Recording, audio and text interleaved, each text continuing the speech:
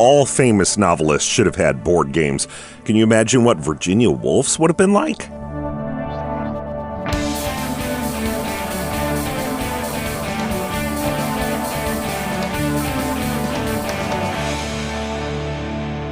It's your move. It's also time for Cool, Weird, Awesome.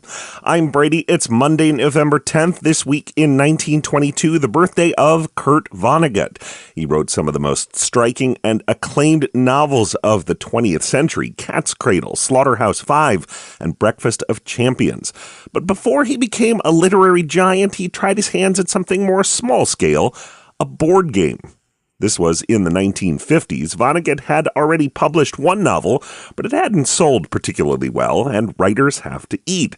So he tried out some non-writing jobs to help pay the bills, like public relations and once running a Saab dealership. But Vonnegut also put his creativity to work on a game he called GHQ, or General Headquarters. It was sort of a 20th century update on chess. There were two sides, each had a set of military pieces that could move across the board in particular ways, trying to capture the other side's headquarters.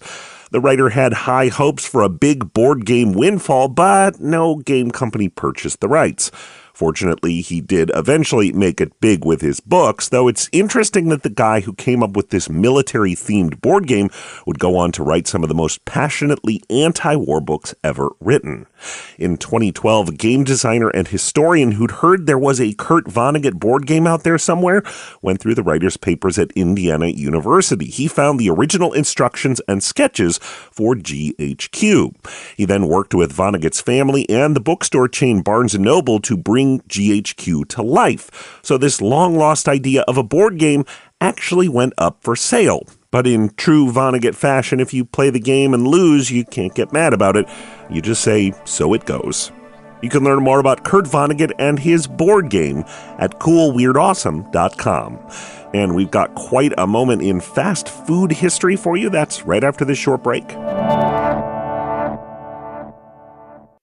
Welcome back. Today in 2017, a big team up for a cause in Argentina. McDonald's was holding its annual event in which it gave all the proceeds from that day's Big Mac sales toward helping children with cancer. Well, that year, the country's Burger King franchises wanted to help too, so they decided to declare a day without Whoppers. If a customer tried to order their signature burger, they would say, "Please go to McDonald's today and buy a Big Mac for charity."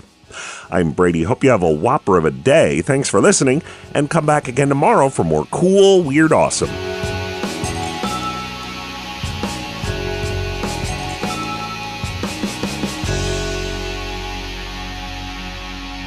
Another helpful Brady Carlson project.